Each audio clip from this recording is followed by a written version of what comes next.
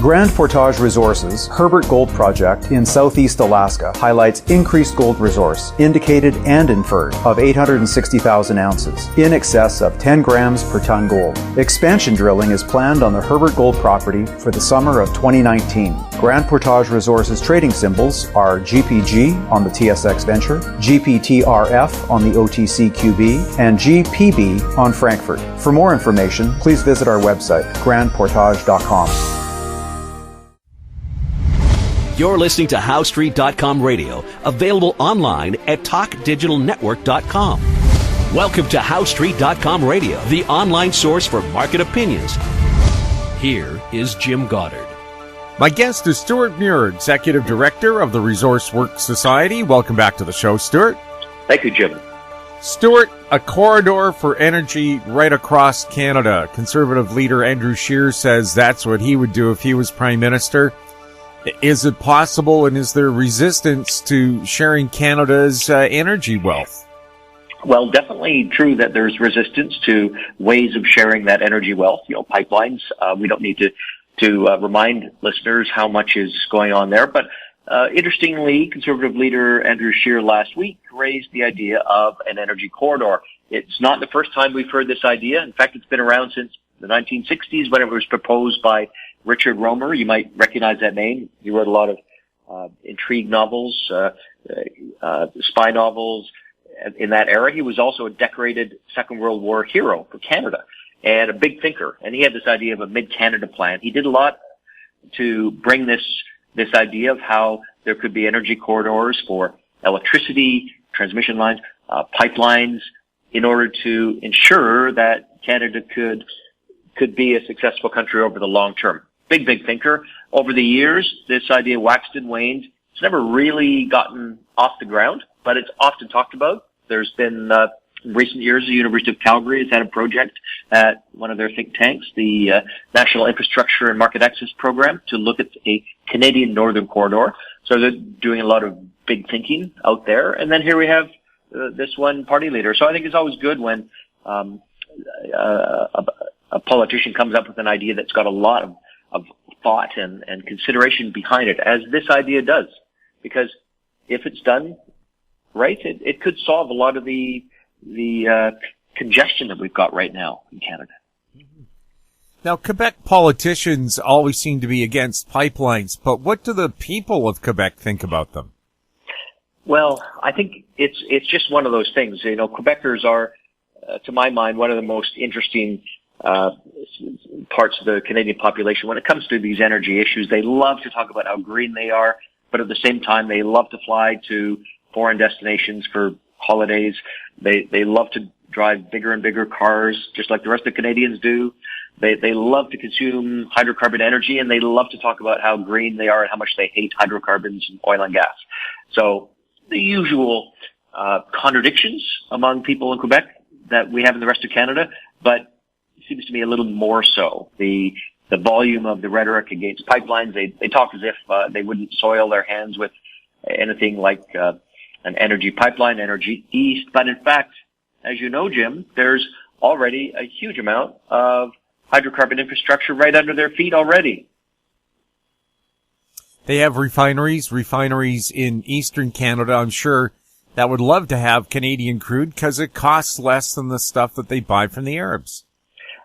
Well, there's certainly a lively economic debate around import replacement. We saw Elizabeth May, the leader of the Federal Green Party, come out this week to say, hey, she would be in favor of developing the Canadian oil sands more if that oil was used to replace foreign imports.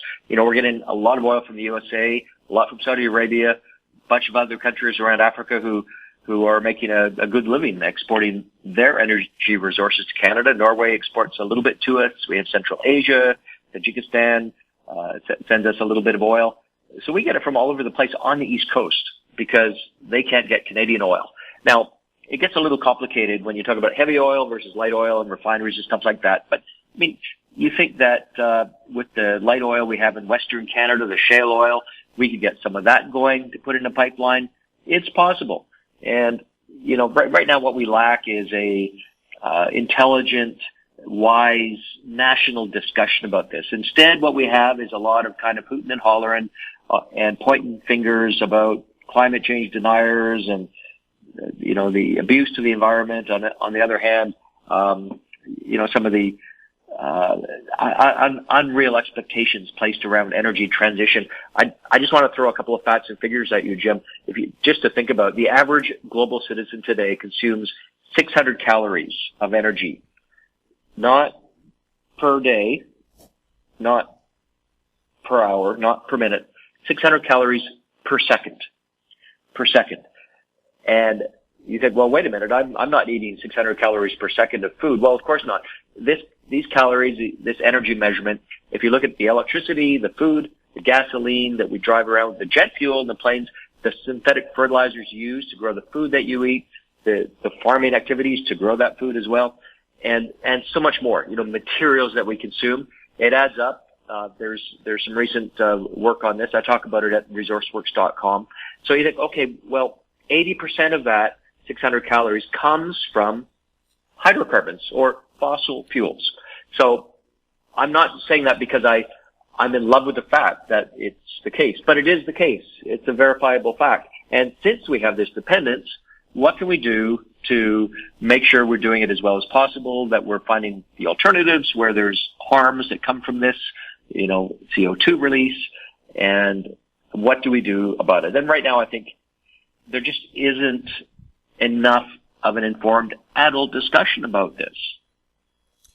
Well, we also have NDP federal leader Gurmeet Singh saying now he's against any kind of fossil fuel, even liquefied natural gas, which most people agree is a pretty low polluting fuel.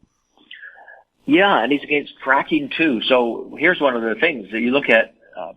Years back, the natural gas we used in Canada, that we developed in Canada, came from what they call conventional natural gas. They would drill a hole. If you imagine you have a jelly donut, you want to get the jelly out in the middle, you put a straw in the middle, you suck that jelly out, delicious thing for kids to do. That's kind of conventional oil. But nowadays, oil and gas, I should say, most of the natural gas we consume in British Columbia in your home, if you're putting on the barbecue or the stove or heating your hot water with natural gas, most of that is fracked gas. So it's from a process, hydraulic fracturing, everyone's heard of, and we're still talking about desserts. So I mentioned the jelly donut, that's conventional. Well, hydraulic fracturing is more like tiramisu, a layer cake, delicious Italian dessert. And that gas is trapped down in the bottom layer. So you have to get down to that layer. You've got to free the gas, and then you've got to pull it back up. It's more complicated. There's more technology required to do tiramisu rather than jelly donut. But it's what we're doing to get our energy today. It's what we'll do to make LNG possible. It's really the future of gas and oil in Canada's future to a great degree, and worldwide as well. So, because we have investments in technology, because we do it safely, and we do it safely for water and seismicity and methane escape, it's getting better and better all the time. The numbers back that up. I've seen them. I was a skeptic in this too, Jim. At one point, I've looked into all this myself. Hydraulic fracturing is just a reality. So here we have NDP leader federally saying he doesn't want any of this. Well, he could lead by example and stop using hot water from gas. Stop using food that's grown with natural gas. If you go to the supermarket, get some tomatoes. Pretty much any time of the year, you're using tomatoes that have been grown, helped by natural gas. Same with lettuce, anything like that. So he better cut that out from his diet. He's going to have to stop using most plastics because that relies on fracking and movement of energy things. The plane, I assume he's not using any sort of transportation like the plane or a bus or anything like that. He's got his bicycle. We've all seen the pictures. So he'll be fine as long as he doesn't eat any tomatoes, lettuce, or for that matter, any wheat or rice or, meats or tofu that, all of it is created with natural gas. So as long as he stays away from those danger areas, he can be completely consistent in leading Canada away from fossil fuels. We'll have more with Stewart Muir right after this. Hi, I'm Douglas Mason, President and CEO of Magnum Gold Corp, MGI, and the TSX Venture Exchange. A 2015 drill program on the LH property intersected several high-grade gold intersections, including 11 meters of 20.66 grams per ton gold. Additional drill targets on the LH property have been identified by a 2018 drone airborne magnetic survey to further evaluate a pyrrhotite-enriched gold-bearing system. Please visit our website at magnumgoldcorp.com. Media recognition from Bloomberg, Reuters, recycling trade publications. Patented process for 100% recovery of critical metals, including cobalt, lithium, nickel, manganese, aluminum. American Manganese is focused on recycling lithium-ion batteries for electric vehicles. American Manganese trades on the TSX Venture, AMY, the US, AMYZF, and Frankfurt 2AM. For more information, visit AmericanManganeseInc.com or phone me, Larry Ray, at 778-574-4444. Welcome back. We're speaking with Stewart Muir. Stewart, there's a conference in Vancouver about sustainable energy. What's the story there? Yeah, there are ministers who are focused on what they call clean energy to be part of a transition towards more ecologically sustainable, climate sustainable types of energy, which is a good thing to be talking about. A lot of it is somewhat, I guess, hype focused. You know, they want the public to see that they're excited about it. It's not so much the physics and the technology as it is promoting the idea. You know, they got people showing their solar roof panels. We've got a lot of folks out there talking about these issues, and I think it's a good thing for Vancouver to be seen in that space. As you know, I've got some tough questions on the mechanics of all this, how it all works, but I think it's a good thing when we have people who care about an issue as important as energy, as fundamental, affects everybody gathering in our Vancouver.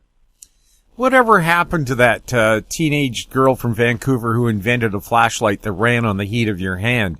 Seems to me if there's a heat differential anywhere, you have instant electricity. Whatever happened to her invention? It seems to have disappeared. Well, she was pretty young then. Hopefully she's off at some university studying up and ready to emerge with some other great new ideas. I mean, that idea, I don't see it down at the Costco selling these flashlights yet, but you got to start somewhere. So let's hope it goes. But back to that figure, 600 calories a second. We have created, for better or worse, a global civilization today that is incredibly energy dependent. And there's a scholar out in Winnipeg, Vaclav Smil, who has written many books on energy, and Bill Gates, by the way, is one of his biggest fans. I mean, this is a mainstream thinker right here in Canada. We should be very proud of Vaclav Smil, but he likes to talk about energy density, and that's one of the things that you have to struggle with if you're trying to replace. Lots of people are talking about how do we replace coal and oil and gas? How do we do that? Well, your number one problem is that there's nothing else that says energy dense that you can so easily procure. So using the heat in your hand versus the heat in the atmosphere around your hand to create a flashlight is nice, but there's no energy density there. It's a very low density type of thing, whereas a eyedropper full of gasoline, you want to set a match to that, you will create a big ball of flame with that. Relatively speaking, it's right there. It's dense and it's ready to do a job. But of course, there are some negatives to it. So managing this, that's really the story of our era. We'll have more with Stewart Muir right after this. I'm Douglas Mason, CEO of Naturally Splendid, symbol NSP on the TSX Venture Exchange. Naturally Splendid is a biotechnology and consumer products company focused on the global cannabis and health markets. Naturally Splendid is expanding distribution in this rapidly growing market with products currently in Canada, the USA, South Korea, Germany, and Australia. To view our comprehensive company presentation and for more information, please visit our website at naturallysplendid.com. Don't miss out. Stay informed. Receive the HowStreet.com weekly recap with thought-provoking podcasts, radio, and articles delivered to your inbox. Sign up for the HowStreet.com weekly recap on our homepage at HowStreet.com. Welcome back. We're speaking with Stewart Muir. Stuart, as part of the kerfuffle between China and Canada over that Huawei executive being held for extradition to the U.S., China has cut its import of Canadian canola. Why doesn't Canada just turn that canola into biodiesel? You can put the oil straight into your tank with some thinner, and every diesel vehicle in the oh, excuse me. Every diesel vehicle in the country could have homegrown Canadian energy that's sustainable and shouldn't enlarge our carbon footprint. Well, you could add a fourth hose at the pump there, and alternatively, if you don't want to fill up your car with canola diesel, you could maybe bring along your salad dressing bottle, returnable bottle, recyclable, and fill it up with. What do you think? Seriously, though, I think that agriculture can definitely be is a proven source of biofuels, and we're going to see that in future. The trick there is going to be balancing the inputs. It's not super cheap to produce canola, which is then used as a fuel, versus its higher value as a foodstuff. So maybe it's a short-term stopgap. I don't know if the producers are pursuing that or not. So we better connect them and you, Jim. And as you look at the changing elements in gasoline, one thing that's interesting about the BC scene when it comes to automotive fuel is that gasoline inquiry. The BC Utilities Commission was tasked by the Office of the Premier of British Columbia, John Horgan's office, to set about on an inquiry to find out why gasoline is so expensive in BC. Now, to those who follow this stuff closely, it's pretty obvious why it's so expensive. There's a lot of taxes on it. There's special taxes that only apply in Metro Vancouver, quite a lot of special taxes. And also the provincial authorities require there to be additives or ingredients used in the refining process that aren't used in other places but are very rare and extremely costly. I've heard up to 14 cents a liter of what you're paying is for an ingredient that is incredibly difficult to source. And that's a big part of it. So you throw on, a nickel here and 16 or whatever cents there and another 14 cents here. Well, it's no wonder that it's so expensive. We don't really need a utilities commission, but it's politics. I mean, this is a political football. It's been lobbed over. What's especially, those who enjoy following the great game of politics really appreciated that the province gave the Utilities Commission the mandate not to examine conditions imposed that affect the price of gasoline that are imposed by the province. It's almost a dark comedy, what they're trying to pull off here in setting up a narrative. I think they're trying to paint big oil as gouging, and they've tried to use this public utilities process to create the narrative. They brought in a number of the sort of sympathetic think tanks who operate to support them to issue polls and studies to say big oil's gouging. I've looked at the numbers. A lot of people are looking at this. It doesn't really add up. We'll see what the Utilities Commission says, but I think it'll be really important to make sure that we have all the information and not just the very limited frame of reference that has been given. So I know there's some people out there this summer during the Utilities Commission process who will be ensuring that the public isn't hoodwinked on the real causes of gasoline cost. I mean, no one likes paying all these high prices, but there are reasons for it that come from markets and scarcity and availability, and that's really what's driving things. But we'll see where this political circus leads. Well, yes. What kind of an inquiry limits saying you can't look at taxes and you can't look at pipeline capacity? It's like a homicide detective being told you can't go into the basement where there's something smelly. Yeah, I mean, it's the misuse of power. And I think the thesis here is if you take a lie and you repeat it often enough and loudly enough, people will start to believe it. And I think that's what's going on with how the Utilities Commission is being used. I mean, I don't say that lightly because I think the independence of the Utilities Commission is an important thing. I think people with integrity are in the commission. Nevertheless, they've been handed a limiting frame of reference that is just highly politicized and I think quite improper. nevertheless, we'll see how persuasive they are, because ultimately it's the average person who has to decide and weigh this information for themselves. The BC Court of Appeal, in a unanimous decision, 5 justices to none, ruled that BC cannot control what is shipped in pipelines. And BC says they're going to appeal, but just from my experience covering the courts, usually the Supreme Court of Canada does not look at unanimous decisions by courts of appeal.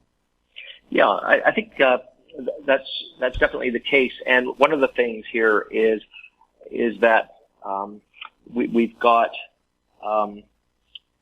a province, and provinces under the relevant legislation have the right to make an appeal where others might not. So I think the likelihood of there being an appeal of this severe loss for the case being made by the province of British Columbia is very high. And there's a few key dates coming up. One of them is June 18th. That's the last day, so the likely day. The big thinkers tell me that a federal cabinet decision on the fate of the Trans Mountain Pipeline expansion will be made. So mark that in your calendar, June 18th. It's when most informed people think that we'll see that decision. And there's I guess a small number of possibilities here. One is that the Trudeau government will say, okay, we've looked at everything. We've consulted with First Nations who needed to be consulted with as per the instruction of a prior court. We've done that work. We've had negotiations. We figured out what we need to figure out, and now we're going to do this pipeline. They might say, well, if the province of British Columbia is appealing this ruling, going to the Supreme Court in Ottawa, we're going to sit tight and wait till that's decided. It's going to take 12 to 18 months probably for that to be worked out. So this project could be just sitting another season or two on the sidelines while that's happening. That would be a great loss to the Canadian economy, millions of dollars a day, and less safety for the environment, ironically, by doing so. But that's a political decision. I don't think this is at all likely, but I'll mention it as a possibility that the federal government says, you know what, we're just going to leave that pipeline as it is. We're not going to do an expansion project at all. We're just going to walk away. Highly unlikely, because that would just be fiscally a injudicious choice, but anything's possible these days. So, this is coming up. As far as the province of BC goes, I mean, it's pure politics once again. They don't really care about the money. I worked out if this is a, say, $1 million litigation, you know, they're going to hire lawyers. They got their own in-house lawyers in the province of Victoria. All these public servants who are lawyers, will do a lot of that work. But if they have to bring in outside firms, maybe they spend $1 million on that. That would be the equivalent, I worked out, of 112 families of 4 in BC, all of the provincial taxes they pay, the provincial income taxes, the carbon tax, the PST, all of the taxes they pay for 1 year by 112 families would be needed to pay for this ridiculous, hopeless appeal that is purely for political showmanship. That's what it costs. It's real money affecting real families. Other people will have to get more taxes piled on top of them to pay for this vanity. So that's the times we're in, Jim. Several First Nations where the pipeline already runs and where it would be twinned have said they would like a financial piece of this, because right now they're taking the risk of having the pipeline through their property, but they're not getting any financial benefit from it. Is that a good move on that part, and would that quell some of the dissent over the pipeline? Well, the leaders I've spoken to, and I've traveled around British Columbia, I've met with as many First Nations leaders as I can, because I truly wanted to understand this issue, this very issue, natural gas pipelines, LNG projects, oil pipelines, upstream oil and gas production. I've gone to those places. I've talked to those leaders. Wherever I go, I hear the same darn thing, which is we are sick of managing poverty. We want to manage an economy that allows Indigenous people to escape from these constraints that have been placed on them by history and by prejudice and by mistakes in the past. They want to escape from that. Meanwhile, you've got these politicians who want to deny them economic opportunities, therefore want to keep them enslaved to the Indian Act, to keep them down. The politicians opposing pipelines want to see First Nations in poverty. Probably they wouldn't admit that, but that's the effect of their actions. And really, that is despicable. They want to get rid of the draft horses in Victoria that pull tourist carriages around. It's a fun ride. It's a nice way to see the city. You get to kind of see it at a walking pace. What's the argument against these horses? Well, I think that the idea is that horse-drawn carriages are an outmoded form of transportation in our 21st century city. I'm not making that up. Those are the exact words from the motion put forward by the councillor who's widely regarded as the kind of loony left-wing councillor, Ben Isaac, on the Victoria City Council. He's often come up with these nutty ideas. This is just his latest, and he wanted to replace them with electronic carriages, according to CTV News. And well, you could just imagine the pretty setting of Victoria. You've got the Empress Hotel, the yachts, and the Coho ferry coming in. You've got the lovely side of the legislature and the old coffee shop and the old kilt shop and the old tartan shop and so forth down Government Street. It's a really quaint, old-fashioned place, and tourists love it. So the idea that this is an outmoded, inappropriate form of transportation for Victoria is not sitting well with a lot of people in Victoria, in the tourism industry in particular.